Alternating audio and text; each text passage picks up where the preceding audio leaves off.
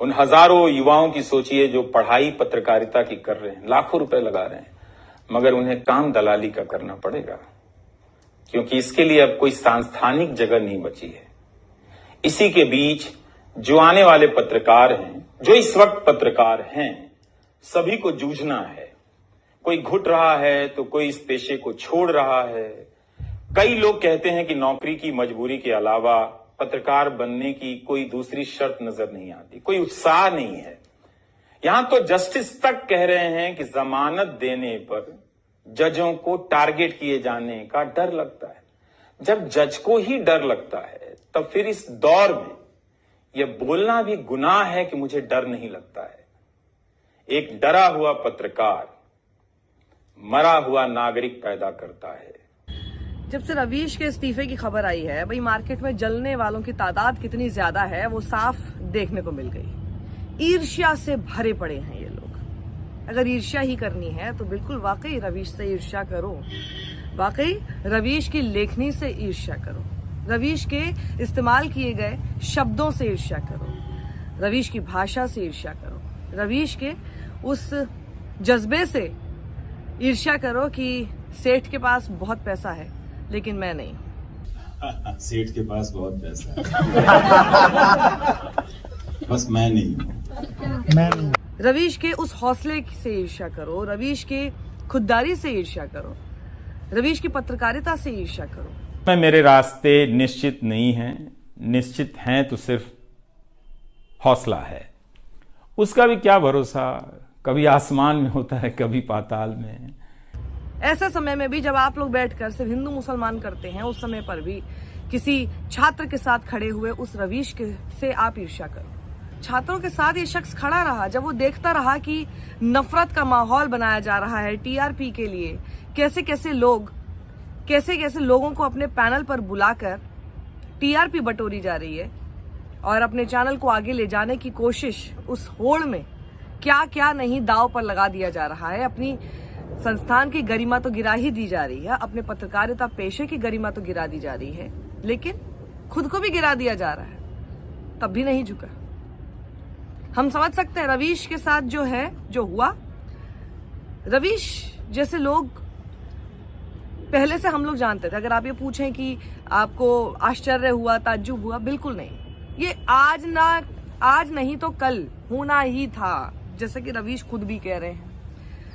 ये होना ही था। ये सिर्फ ऐसा होता है कि आप कितने लंबे समय तक उसको खींच पाते हैं। खींचने की कोशिश आदमी करता है ये सोचते हुए कि क्या कुछ कोशिश हो सकती है, या फिर इंतजार करते हुए ये हो सकता है कि शायद जो मेरा आकलन है ऐसा ना हो। जैसे खुद बता रहे रवीश कुमार की अगस्त 1996 से वो एनडीटीवी के साथ जुड़े हुए हैं। आसान नहीं है छोड़ना। कह रहे कि जब एक बेटी भी विदा होती है तो मुड़कर अपने मायके को देखती है। बिल्कुल उसी तरह से रवीश भी कहते हैं कि मैं एनडीटीवी को मुड़कर देखते रहना चाहता हूं, मुझे देखने दो एनडीटीवी को। आसान नहीं है किसी संस्थान के साथ 1996 से लेकर अभी तक जुड़े रहना। ये अपने आप उस संस्थान के बारे में और रवीश कुमार के बारे में बताता है, दोनों के ही बारे में। आज के दौर में जब आप देखते हैं लोग 2-2, 3-3 दिन में सैलरी पैकेज के लिए शोज कौन से मिल रहे हैं, कितने आप पॉपुलर बनाए जाएंगे, उसको लेकर 2-3 दिन में तो छोड़ देते हैं, एक जगह से दूसरी जगह चले जाते हैं। आज आपको दिखाई देगा कि कहीं और किसी और चैनल से एंकरिंग कर रहे हैं, 3 दिन बाद दूसरे चैनल से एंकरिंग कर रहे हैं, चौथे दिन बाद किसी और चैनल से। ये रह गया है अब बस पत्रकारिता पेशा ज्यादातर लोगों के लिए। वहां पर 1996 से लेकर 2022 तक अगर रवीश कुमार काम करते हैं तो ये दोनों के बारे में बहुत कुछ कहता है। रवीश के बारे में कि वो कितने कमिटेड अपने उस संस्थान के साथ है जो उनकी नजर में उनको लगता है कि उनको दे रहा है। वाकई उन 27 वर्षों के बारे में ठहर कर और संभल कर बात करने की जरूरत है। एनडीटीवी ने एक चीज सिखाई कि टीवी में और टीवी का एक ही मतलब होता है, टीम। एंकरों के स्टार बनाए जाने के बाद यह धारणा टूट गई, मगर आज भी टीवी के बुनियाद में यही है कि जितनी अच्छी टीम होगी उतना अच्छा काम होगा।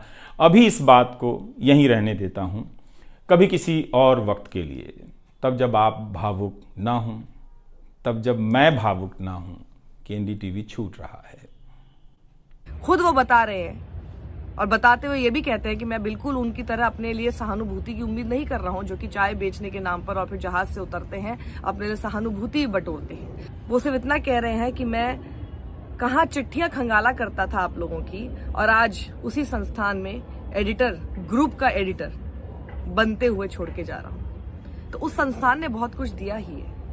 रवीश कुमार को वो जो आजादी मिली, रवीश कुमार को उस टीआरपी की होड़ में रहते हुए जो आजादी मिली कि नहीं, आप जनता के मुद्दे ही उठाइए, जनता की ही आवाज बने रहिए, संस्थान की आवाज बनने की जरूरत नहीं है, जनता की आवाज बनिए। वही जनता ने फिर उतना प्यार भी दिया, और उसी प्यार की मुझे लगता है कि उम्मीद आज अब रवीश कुमार और करते हैं आपसे, जो हम जैसे सभी लोग हमेशा कहते हैं और मानते हैं। आप नहीं होते तो हम नहीं हो पाते। पूरी तरह से उखाड़ फेंकने की कोशिश तो की ही। रवीश भी इस बात को मानते हैं और कहते हैं कि YouTube पर ज्यादातर पत्रकार जो आ रहे हैं वो आखिर क्यों आ रहे हैं। अब आप इस बात को सिर्फ समझिएगा और नहीं बताना है हमें, नहीं बोलना है हमें कि क्या वजह थी, क्या नहीं थी। आपके सामने सारी वजह साफ है। बार बार उसको मुंह से भी बोलकर क्या हम आपके सामने स्पष्ट करेंगे। तो कोई आदमी इसीलिए छोड़ता है, उससे इस्तीफा मांगा नहीं जाता, किसी से इस्तीफा नहीं मांगा जाता, इस्तीफा देता है आदमी। और वो इसलिए देता है क्योंकि उसको पता है कि अगर इस्तीफा नहीं दिया तो और अगर यहां रह गया तो मुझसे वही उम्मीद की जाएगी जो मैं समझ सकता हूं और जो मैं देख रहा हूं या देख रही हूं। जैसे कि बाकी चैनलों में आप देख रहे हैं, जो लोग टिक गए, जिनको आज की तारीख में भी प्रमोशंस मिल रहे हैं, जिनको आज की तारीख में भी दूसरे चैनल से ऑफर मिल रहे हैं। क्यों मिल रहे हैं? क्योंकि यही वो सारे चैनल इस वक्त हो चुके हैं, यही वो कराना चाहते हैं, और ये लोग खुशी खुशी वो कर देंगे। ये बात भी वो चैनल बहुत बखूबी जानते हैं। कौन नहीं करेगा वो ये भी जानते हैं। कौन नहीं करेगा वो उन संस्थानों में रहे ही नहीं। किसी ने पहले छोड़ दिया, किसी ने बाद में छोड़ा, लेकिन छोड़ा एक ही कारण से। सबको समझ में आ गया कि ये हमसे क्या कराना चाहते हैं। पत्रकारिता तो नहीं है, इसको अब आप कुछ और भी नाम दे दीजिए। और इसीलिए जो सोशल मीडिया पर कुछ ऐसे एंकर लोग, जिनको पत्रकार क्या होता है उसी की आज तक मुझे लगता है ट्रेनिंग नहीं मिली, जिनके बारे में तो कोर्ट बोल देता है, इनको ट्रेन कीजिए जरा, इनको ट्रेनिंग की जरूरत है। वो भी आज ईर्ष्या करके बैठे हैं, मजाक बनाने की कोशिश कर रहे रवीश कुमार की। आप लोग समझते नहीं हैं, आप लोग जनता की ताकत को ही नहीं समझते हैं। क्या लगता है आपको? जनता की ताकत को ना कम करके आंख ना बंद कर दीजिए। ये जनता ही है जो इतने सारे लोगों को इस वक्त, इतने सारे पोर्टल्स, इतने सारे पत्रकारिता वो करें उसके लिए उनको सहयोग दे रही है, सपोर्ट कर रही है, डोनेशंस दे रही है, उनकी मदद कर रही है। कि जनता का पैसा है, जनता के शोज चल रहे हैं, जनता की आवाज यहाँ पर हो रही है, इसलिए बेबाक तरीके से बोला जा रहा है। कोई काट छाट नहीं, कोई बैठ के एडिटोरियल लाइन नहीं, कोई पहले से तय नहीं कि इसको हम ऐसा नाम दें, कोई पहले से तय नहीं कि हम यहाँ पर हिंदू मुसलमान को बुलाकर ये करवाएंगे, कोई पहले से तय नहीं कि किसी को हम नफरत की आग में झोंकेंगे, देश को हम बर्बाद करने के बारे में आज शो करने जाएंगे। रात को प्राइम टाइम में, यानी कि रात के 9 बजे 10 बजे ब्लैक एंड व्हाइट के नाम पर हम सिर्फ देश में नफरत परोसेंगे। देखिए नंबर 1 हो जाएगा हमारा शो। बिल्कुल कीजिए आप अपना नंबर 1 चैनल, अपना नंबर 1 शो, और देश को बर्बाद करके छोड़ दीजिए। क्योंकि देश को बचाने के लिए भले ही यूट्यूब सही, पत्रकार जो असली में है वो रहेंगे ही। और इसलिए कई लोग सटायर में लिख रहे हैं कि भाई अब तो चैनल खरीद लिया लेकिन रवीश कुमार को नहीं खरीद पाए। तो भैया ऐसा कुछ करके, जैसे इलॉन मस्क ने ट्विटर खरीद लिया, वैसे ही अब यूट्यूब भी खरीद ही लो, क्योंकि फिर वहीं पे उसी तरह से आवाज बंद हो पाएगी इन सब पत्रकारों की, है कि नहीं। रवीश ने अपना शो अपने यूट्यूब चैनल पर अपनी बात रखी। उनके यूट्यूब को, रवीश कुमार ऑफिशियल को आप सब लोग अभी तक पहचान ही चुके होंगे, सब्सक्राइब कर रहे होंगे। कई लोग को अभी पता चल रहा होगा, आप सब उनको सहयोग करें। बिल्कुल उसी तरह से मैं आपसे अपील कर रही हूं जैसे कि मैं बाकी हर इंडिपेंडेंट जर्नलिस्ट के लिए आपसे अपील करती हूं। आपको जिसका काम पसंद आता है, क्योंकि सब लोग काम अपने अपने तरीके से कर वही रहे हैं, जिस तरह से वो लोग कोशिश कर रहे हैं। रवीश की आवाज को आप दबाने, और रवीश के लिए बहुत आसान है काम करना। चैनलों में जितने एंकर्स हैं उनके लिए क्या है, खड़े हो जाते हैं, वो भी वहां पहुंच जाती है, खड़े होके अपना कहीं से पढ़ के अपना लाइव वाइव बोलना शुरू हो जाते हैं, या फिर वहां से फीड कर दिया जाता है, ये लाइन पर आपको लाइव देना है, बोलकर अपने निकल जाते हैं। क्या करना है उनको? कोई कोशिश नहीं करनी, स्टूडियो में बैठना है, कोई शो करना है, कोई तो स्क्रिप्ट एक शब्द की लिखता नहीं है। रवीश तो शुरू से ये करते आ रहे हैं। जो स्क्रिप्ट लिखने वाला जर्नलिस्ट, जो स्क्रिप्ट लिखने वाला पत्रकार होता है या स्क्रिप्ट लिखने वाला एंकर होता है, खुद की स्क्रिप्ट खुद लिखने वाला एंकर कौन होता है, ये आप उसकी शब्दावली से ही पहचान सकते हैं, आप उसके काम से ही पहचान सकते हैं। उसको किसी की जरूरत नहीं है। हाँ, मदद किसी की कोई कर सकता है, उसको कोई जरूरत नहीं है। हमें कोई जरूरत नहीं है। हम एडिटर भी खुद हैं, हम स्क्रिप्ट राइटर भी खुद हैं, हम पत्रकार भी खुद हैं, हम एंकर भी खुद हैं। हम यूट्यूब पर किस तरह से अपलोड करना है, फेसबुक पर कैसे अपलोड करना है, कितने बजे लिखना है, क्या आपको पोस्ट लिखनी है, सब हम खुद करते हैं। वही आदमी खुद कर सकता है जो अपना काम खुद करना जानता है, जो दूसरों के भरोसे नहीं है। रवीश के लिए मुश्किल नहीं होने वाला है। आपने अभी से इतना सहयोग उनको दे दिया, प्यार दे दिया, आगे भी देंगे। ऐसे सभी तमाम पत्रकारों को आप प्यार देते रहिए। रवीश की बात, जिस तरह से उन्होंने अपने जो दर्शक हैं उनको सबसे ऊपर करके आंका है कि वही है, उन्हीं की बदौलत आज वो रवीश कुमार है, ये बात फैक्ट है। और यही बात है, जितने जब आप समझ लें, जो इस बात को समझ ले, वो शायद फिर ईर्ष्या करना बंद कर देगा। और इसीलिए मैं कहती हूं कि इन गोदी एंकरों को ईर्ष्या करना बनता भी है। दर्शक आपके साथ कभी नहीं है, ना होंगे।